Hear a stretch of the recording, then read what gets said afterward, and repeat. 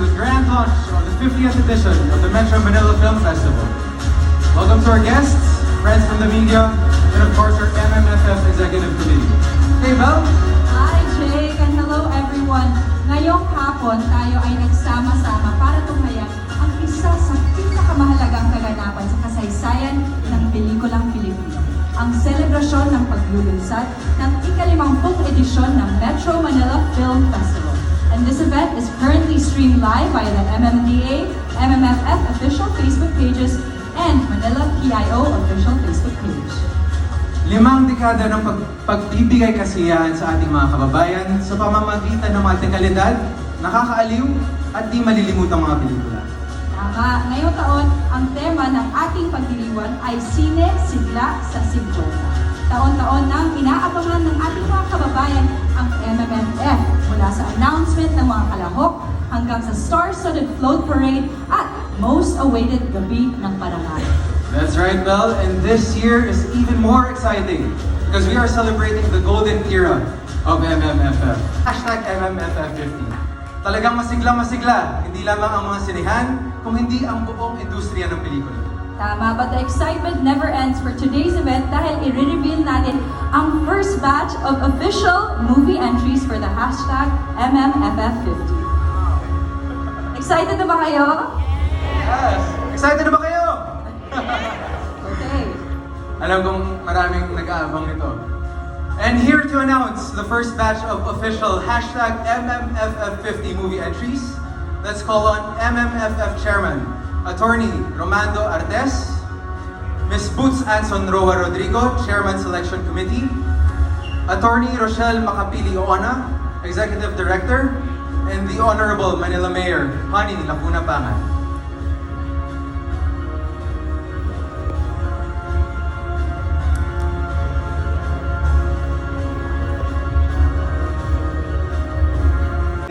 For the 50th MMFF,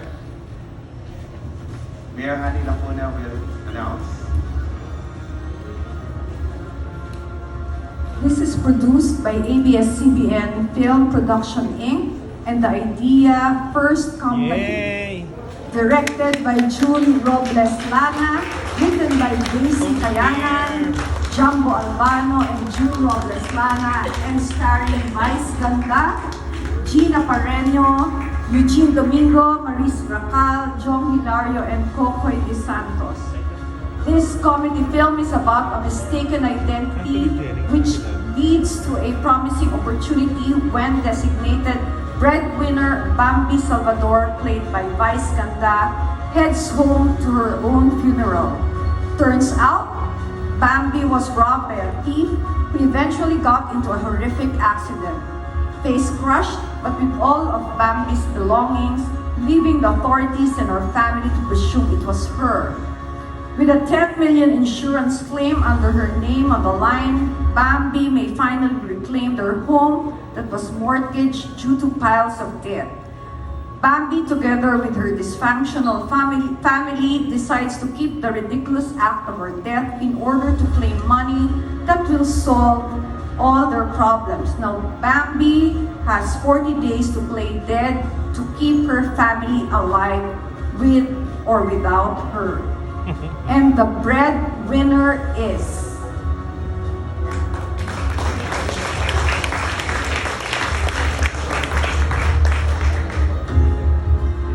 any representative The request. to receive the... Yay!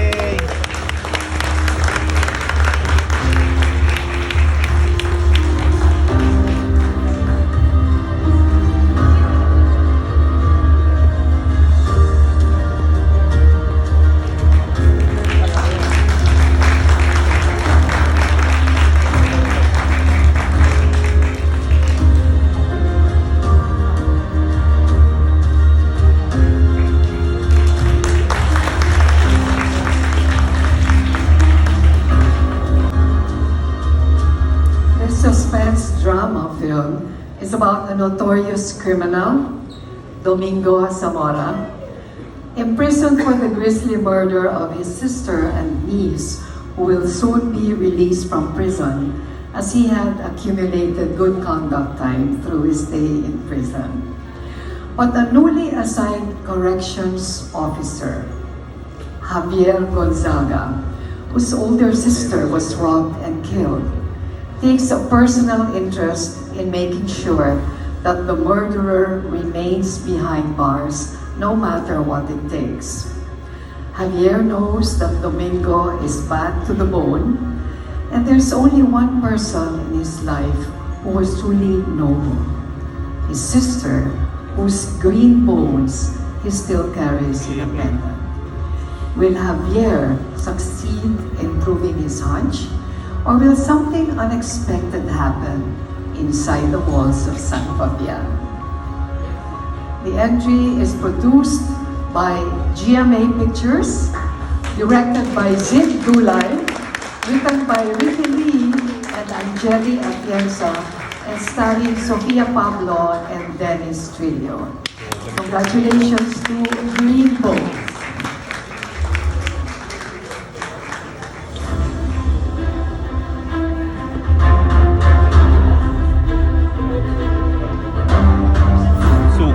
Suki din.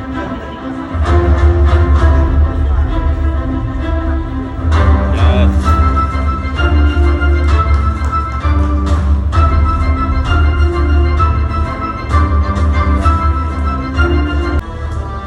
The third official entry.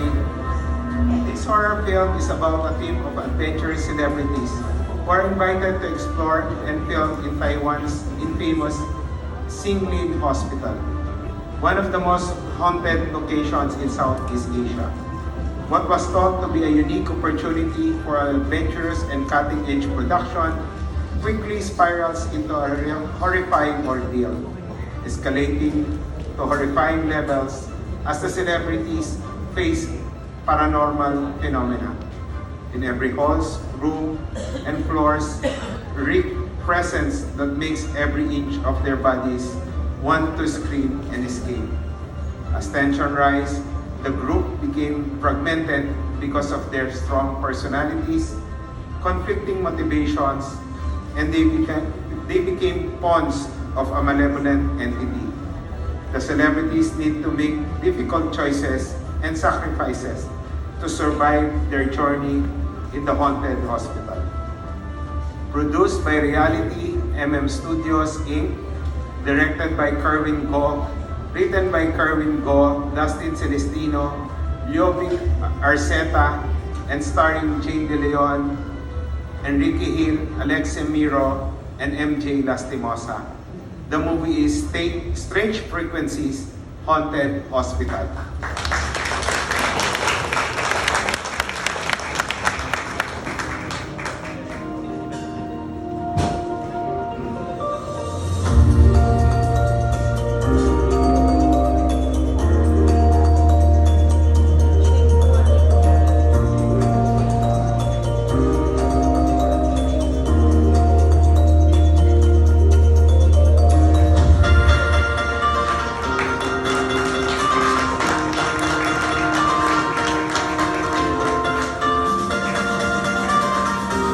Donna Tarayo, directed by Jose Lorenzo Diokno, written by Ricky Lee and Jose Lorenzo Diokno, and starring Aisel Santos and David Ezra, Victor Robinson, and Between Escalante. This musical film is a story about Elsa, a simple woman from the barrio Kupang. During an eclipse, she hears strange sounds calling her and telling her that she has been chosen by the Blessed Mother to heal the sick. When news about her ability to heal people spread, her small barrio became a pilgrimage site for people who wanted to be healed from their physical sickness. As more people believed in Elsa's ability to heal, her relationship with her family and relatives and the people in the barrio changed. The music and lyric of the song in the films give the life to the story about the difficulties, hope, and unending questions of the people about life and true miracles. The last of the four, you're announcing 5, is Himala, isang musical.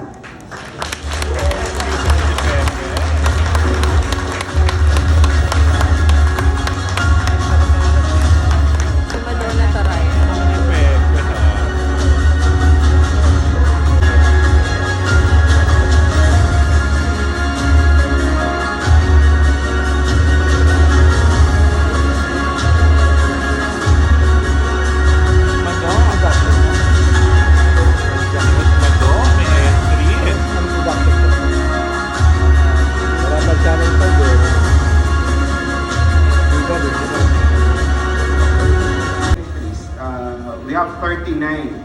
So we decided that we will make, instead of 8, we will make 10 entries and we'll be announcing 5 entries. So the fifth official entry from the script, Tita Boots. By the way, before announcing the last entry for the script division, we'd like to note that the entries are being announced in no particular order. This action family drama film tells the story of Lakan Makisig, called the Kingdom of Katagalugan, who is anxious about who among his 3 children is the rightful heir. Of the 3, the closest child to his heart is Dayang Luwalhati, who gets kidnapped by a group of men from a secessionist group. The Lakan mobilizes his army to save the kidnapped child, but to no avail, even claiming the life of his eldest child. Later, Luwalhati was saved by an outcast man accused of being the kidnapper when he brings Luwalhati back to the palace. Facing imminent death, Sulu calls for a duel, invoking an ancient law where one could challenge another to death in exchange for freedom. The Lakan is killed during the duel, and later it is found that the eldest child of the Lakan is the one who staged the kidnapping to eliminate his sibling. In the end, Luwalhati was crowned as Queen of the Kingdom. This is produced by APT Entertainment Incorporated, MZ TV Productions Incorporated, and MQuest Ventures Incorporated. It is directed by Michael Tuvera, DGBI, written by Michelle Munario, and starring Vic Soto and Piolo Pascual. The title, The Kingdom.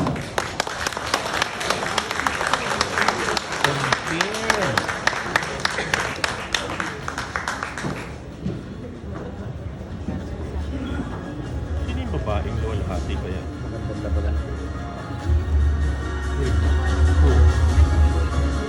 Hindi, yung maganda sa Luwalhati.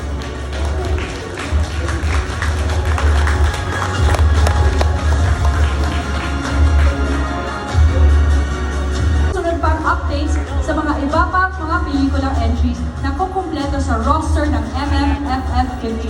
Thank you, Attorney Don Artes, Attorney Rochelle Macabiliona, and Ms. Boots Anson Roa. Maraming salamat po. And of course, Mayor Honey Laguna family. Thank you.